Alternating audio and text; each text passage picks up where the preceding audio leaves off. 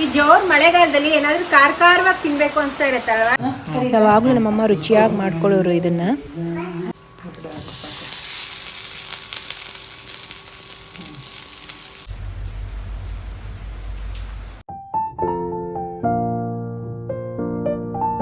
Hi hello ಎಲ್ಲರಿಗೂ ನಮಸ್ಕಾರ, welcome back to my channel. ಇವತ್ತು ನಾನು ಒಂದು ರೆಸಿಪಿ ವಿಡಿಯೋ ತೋರಿಸ್ತಾ ಇದ್ದೀನಿ.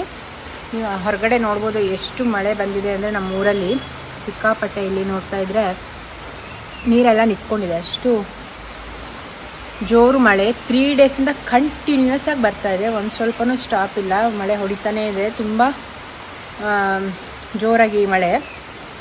ಸೊ ಅದಕ್ಕೆ ರುಚಿಯಾಗಿ ಖಾರ ಆಗಿರುವಂಥದ್ದು ಏನಾದರೂ ತಿನ್ನೋಣ ಅನಿಸ್ತಾ ಇತ್ತು. ಕೆಸುವಿನ ಸೊಪ್ಪಿನ ಪತ್ರೊಡೆ ಮಾಡೋಣ ಅಂತ ಎಲ್ಲ ರೆಡಿ ಮಾಡ್ಕೊತಾ ಇದ್ದೆ. ಹಾಗೆ ಇವತ್ತಿನ ವೀಡಿಯೋ ಸ್ಟಾರ್ಟ್ ಮಾಡ್ತಾ ಇದ್ದೀನಿ. ಹಾಗೆ ಕೆಸುವಿನ ಸೊಪ್ಪಿನ ಪತ್ರೊಡೆ ಎಲ್ಲ ಸೊಪ್ಪಿನಲ್ಲೂ ಮಾಡೋದಕ್ಕೆ ಬರೋದಿಲ್ಲ, ಅದು ಮರಗೆಸ ಅಂತಲೇ ಸಿಗುತ್ತೆ, ಮರದಲ್ಲಿ ಬಿಡುವಂಥ ಕೆಸ, ಅದಕ್ಕೆ ಮರಕೆಸ ಅಂತ ಹೇಳ್ತಾರೆ. ಅದರಿಂದನೇ ಮಾಡಿದರೆ ತುಂಬ ರುಚಿಯಾಗಿರುತ್ತೆ. ಹಾಗೆ ಬಾಯಿಯೆಲ್ಲ ತುರ್ಕೆ ಬರುತ್ತೆ ಕೆಲವೊಂದು ಎಲೆಯಿಂದ ಮಾಡಿದರೆ. ಸೊ ಮರಗೆಸದಲ್ಲಿ ಮಾಡಿದ್ರೆ ತುರ್ಕೆ ಬರೋದಿಲ್ಲ. ನಾನು ಯಾವ ಥರ ಇರುತ್ತೆ ಆ ಸೊಪ್ಪು ಅಂತೆಲ್ಲ ತೋರಿಸ್ತೀನಿ. ಅದು ಹೇಳಿದಾಗೆ ಮರದಲ್ಲಿ ಬೆಳೆಯುತ್ತೆ, ಕೆಳಗಡೆ ನೆಲದಲ್ಲಿರುವಂಥ ಸೊಪ್ಪುಗಳು ತುಂಬ ಇರುತ್ತೆ. ಕೆಸುವಿನ ಸೊಪ್ಪು ತೋರಿಸ್ತೀನಿ ರೀ, 1 ನಿಮಿಷ ನೋಡಿ. ಈ ಥರ ಮಳೆಗಾಲದಲ್ಲಿ ನಿಮಗೆ ತುಂಬ ಕಡೆ ಸಿಗುತ್ತೆ, ಅದು ಮಳೆಗಾಲದಲ್ಲೇ ಜಾಸ್ತಿ ಸೊಪ್ಪು ಸಿಗೋದು. ಇಲ್ಲಿ ಕಾಣಿಸ್ತಾ ಇದೆಯಲ್ಲ, ಈ ಥರ ನೆಲದಲ್ಲೂ ಇರುತ್ತೆ ಕೆಸುವಿನ ಸೊಪ್ಪು. ದೊಡ್ಡದಾಗಿರೋ ಎಲೆಗಳೆಲ್ಲ ಕೆಸುವಿನ ಸೊಪ್ಪು ಅಂತ ಹೇಳ್ತೀವಿ ಅದಕ್ಕೆ. ನೋಡಿ ಇಲ್ಲೊಂದು ಕಡೆ ಇದೆ, ಇಲ್ಲೊಂದು ಕಡೆ ಇದೆ, ಹಾಗೆ ಇಲ್ಲೆಲ್ಲ ತುಂಬಾ ಬಿಟ್ಟಿದೆ.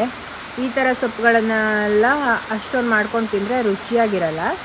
ಸಿಕ್ಕಾಪಟ್ಟೆ ಮಳೆ, ತುಂಬಾ ಜೋರಾಗಿ, ನಿಮಗೆ ಸೌಂಡ್ ಕೇಳ್ತಾ ಇರ್ಬೋದು ಎಷ್ಟು ಜೋರಾಗಿದೆ ಅಂತ. ಇಲ್ಲಿ ನೋಡೋದಕ್ಕೆ ಅಷ್ಟೊಂದು ಗೊತ್ತಾಗಲ್ಲ, ಬಟ್ ತುಂಬ ಜೋರು ಮಳೆ ಬರ್ತಾ ಇದೆ.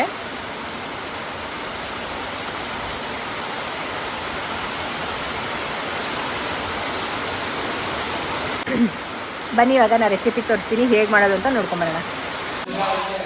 ಮೊದಲಿಗೆ ನಾನು ಅಕ್ಕಿನ ತೊಗೊಂಡಿದ್ದೀನಿ. ಒಂದು 5 ಕಪ್ ಆಗೋಷ್ಟು ಅಕ್ಕಿ. ನೀವು ಯಾವ ಕಪ್ಪಲ್ಲಿ ಅಕ್ಕಿ ತೊಗೊಂಡಿರ್ತೀರೋ ಅದೇ ಕಪ್ಪಲ್ಲಿ ಬೇರೆ ಎಲ್ಲದೂ ಮೆಜರ್ಮೆಂಟ್ ತೊಗೊಬೇಕಾಗುತ್ತೆ. ಆ ಅಕ್ಕಿನ ಫಸ್ಟು ಹುರ್ಕೊತಾ ಇದ್ದೀನಿ. ಚೆನ್ನಾಗಿ ಹುರಿದ್ಬಿಟ್ಟು ಘಮ ಬರೋ ತನಕ ಹುರ್ಕೊಬೇಕು. ನೋಡಿ ಉದ್ದಿನಬೇಳೆ ಕೂಡ ಈ ಕಡೆ ನೆನೆಸಿಟ್ಕೊಂಡಿದ್ದೀನಿ. 5 ಕಪ್ ಅಕ್ಕಿಗೆ 2 ಕಪ್ ಆಗೋಷ್ಟು ಉದ್ದಿನಬೇಳೆನ ನೆನೆಸಿ ಎತ್ತಿಟ್ಕೊಂಡಿದ್ದೀನಿ. ನೋಡಿ ನಾನು ಕಪ್ಪಿನ ಮೆಜರ್ಮೆಂಟ್ ತೋರಿಸ್ತಾ ಇದ್ದೀನಿ. ಇದೇ ಕಪ್ಪಲ್ಲಿ 5 ಕಪ್ ಅಕ್ಕಿ ತೊಗೊಂಡಿದ್ದೀನಿ. 2 ಕಪ್ ಉದ್ದಿನಬೇಳೆ. ಅಕ್ಕಿನ ಚೆನ್ನಾಗಿ ಘಮ ಬರೋ ತನಕ ಹುರ್ಕೊಬೇಕು. ಹುರಿದ್ಬಿಟ್ಟು ಅದನ್ನು ನೆನೆಸ್ಬೇಕು ನೀರಲ್ಲಿ. ನೋಡಿ ಇದು ಕೆಂಪಗಾಗಿದೆ, ಇವಾಗ ಚೆನ್ನಾಗಿ ಹುರಿದು ರೆಡಿಯಾಗಿದೆ. ಇವಾಗ ಇದನ್ನು ನೀರು ಹಾಕಿಬಿಟ್ಟು ರಾತ್ರಿಯೇ ನೆನೆಸಿಡಬೇಕು. ಒಂದು ನೈಟ್ ಫುಲ್ ನೆನಿಬೇಕು ಅಂತ ಹೇಳ್ತಾರೆ. ನೋಡಿ ಅದು ಅಕ್ಕಿನ ನೀರು ಹಾಕಿ ನೆನೆಸಿದ್ದೀನಿ. ಹಾಗೆ ಅದೇ ಒಂದು ಕಪ್ಪಲ್ಲಿ ಕಡಲೆಬೇಳೆ ತೊಗೊಂಡಿದ್ದೀನಿ. ಹಾಗೆ 1-2 ಸ್ಪೂನ್ ಆಗೋಷ್ಟು ಮೆಂತೆ. ಇದಿಷ್ಟು ಹಿಂದಿನ ದಿನವೇ ರಾತ್ರಿ ನೆನೆಸಿಟ್ಬಿಟ್ಟು ಮರುದಿನ ನಾನು ಬೆಳಗ್ಗೆ ಎದ್ದ ತಕ್ಷಣ ರುಬ್ಬೋದಕ್ಕೆ ಹಾಕ್ತಾಯಿದ್ದೀನಿ. ಉದ್ದಿನಬೇಳೆ ಹಾಗೆ ಅಕ್ಕಿ, ಕಡಲೆಬೇಳೆ, ಮೆಂತೆ ಏನು ನೆನೆಸಿದ್ದೀವಲ್ವ ಅದಷ್ಟು ರುಬ್ಬೋದಕ್ಕೆ ಹಾಕ್ಕೊಳ್ತಾ ಇದ್ದೀನಿ. ಮತ್ತು ಮಸಾಲೆಗೆ 2 ಚಮಚ ಜೀರಿಗೆ, 4 ಚಮಚ ಕೊತ್ತಂಬರಿ, ಹಾಗೆ ನಿಮಗೆ ಖಾರಕ್ಕೆ ಎಷ್ಟು ಬೇಕೋ ಅಷ್ಟು ಒಣಮೆಣಸಿನ್ಕಾಯಿ. ನಿಮ್ಮ ಖಾರಕ್ಕೆ ಎಷ್ಟು ಬೇಕಾಗುತ್ತೋ ಅಷ್ಟು ಹಾಕ್ಕೊಬೇಕಾಗುತ್ತೆ.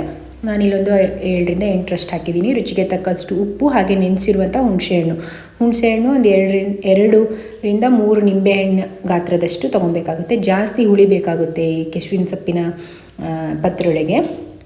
ಅಷ್ಟು ಹಾಕ್ಬಿಟ್ಟು ಚೆನ್ನಾಗಿ ರುಬ್ಕೊಬೇಕು. ಇದನ್ನು ತುಂಬ ನೈಸಾಗಿ ರುಬ್ಬಿ ರೆಡಿ ಮಾಡ್ಕೊಬಾರ್ದು. ನೋಡಿ ತರಿಯಾಗಿರಬೇಕು. ಈ ಥರ ಆಗಿದೆ, ಇವಾಗ ರೆಡಿಯಾಗಿದೆ. ಇವಾಗ ಸೊಪ್ಪನ್ನೆಲ್ಲ ಕ್ಲೀನ್ ಮಾಡಿ ಎತ್ತಿಟ್ಕೊಂಡಿದ್ದೀನಿ. ನೋಡಿ ತೋರಿಸ್ತಿದ್ದೀನಲ್ಲ, ಇದೇ ಮರಗೆಸ. ಈ ಸೊಪ್ಪಿನಲ್ಲಿ ಮಾಡಿದ್ರೆ ತುಂಬ ರುಚಿಯಾಗಿ ಬರುತ್ತೆ. ಈ ಸೊಪ್ಪನ್ನೆಲ್ಲ ಕ್ಲೀನಾಗಿ ತೊಳೆದ್ಬಿಟ್ಟು ಅದರಲ್ಲಿ ಏನಾದರೂ ಹುಳ ಅಥವಾ ಏನಾದರೂ ಎಲೆ ಚೆನ್ನಾಗಿಲ್ಲ ಅಂದರೆ ಅದೆಲ್ಲ ನೋಡ್ಕೊಂಬಿಟ್ಟು ರೆಡಿ ಮಾಡಿ ಇಟ್ಕೊಂಡಿದ್ದೀನಿ. ಇವಾಗ ಏನು ನಾವು ರುಬ್ಬಿರೋ ಮಿಶ್ರಣ ಇದೆ ಅಲ್ವಾ, ಅದನ್ನು ಈ ಥರ ಎಲೆಗೆ ಸವರ್ಕೊಳ್ತಾ ಬರಬೇಕು. ಒಂದು ಎಲೆಯ ಹಿಂಭಾಗದಲ್ಲಿ ಈ ಥರ ಚೆನ್ನಾಗಿ ಹಚ್ಚಬೇಕು. ಫುಲ್ ಎಲ್ಲದು ಎಲೆ ಪೂರ್ತಿಯಾಗಿ ಹಿಡ್ಕೊಳ್ಳೋ ಥರ, ಈ ಥರ ತೆಳ್ಳಗೂ ಅಲ್ಲ ತುಂಬ ದಪ್ಪನೂ ಅಲ್ಲ, ಆ ಥರ ಚೆನ್ನಾಗಿ ಈ ಥರ ಸವರ್ತಾ ಬರಬೇಕಾಗುತ್ತೆ. ನೋಡಿ ಒಂದ್ರ ಮೇಲೆ ಒಂದು ಈ ಥರ ಇಟ್ಕೊಂಡು ಒಂದು 5-6 ಎಲೆ ಸಾಕಾಗುತ್ತೆ ಒಂದು ರೋಲ್ ಮಾಡೋದಕ್ಕೆ.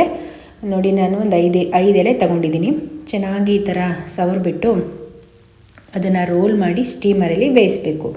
ಈ ಥರ ಒಂದು ವಿಧಾನ ಆದರೆ, ಸೊಪ್ಪನ್ನೆಲ್ಲ ಇದೇ ಹಿಟ್ಟಿಗೆ ಸೊಪ್ಪನ್ನು ಚಿಕ್ಕದಾಗಿ ಕೊಚ್ಚಾಕಿ ಇಡ್ಲಿ ಪಾತ್ರೆಯಲ್ಲಿ ಇಡ್ಲಿ ಥರ ಬೇಯಿಸ್ಬಿಟ್ಟು ಅದನ್ನು ಆಮೇಲೆ ಚೆನ್ನಾಗಿ ಸ್ಮ್ಯಾಶ್ ಮಾಡಿಬಿಟ್ಟು ಹುರಿದು ಒಗ್ಗರಣೆ ಹಾಕ್ಬಿಟ್ಟು ಹುರಿದು ಇನ್ನೊಂದು ಥರ ಪತ್ರೊಡೆ ಕೂಡ ಮಾಡ್ತಾರೆ. ಅದನ್ನು ನಾನು ನೋಡೋಣ, ನನಗಾದರೆ ಮತ್ತೆ ನೆಕ್ಸ್ಟು ಮುಂದಿನ ವೀಡಿಯೋದಲ್ಲಿ ತೋರಿಸ್ತೀನಿ ಆ ಥರ ಮೆಥಡ್ ಕೂಡ. ನೋಡಿ ಇವಾಗ ನಾನು 5 ಎಲೆಗೆ ಚೆನ್ನಾಗಿ ಹಚ್ಬಿಟ್ಟು ಈ ಥರ ರೋಲ್ ಮಾಡಿ ಸುತ್ತಿ ರೆಡಿ ಮಾಡ್ಕೊತಾ ಇದ್ದೀನಿ. ಇವಾಗ ಇದನ್ನು ಸ್ಟೀಮರಲ್ಲಿ ಬೇಯೋದಕ್ಕೆ ಇಡಬೇಕು. ನೋಡಿ ಒಂದು ರೋಲ್ ರೆಡಿಯಾಗಿದೆ.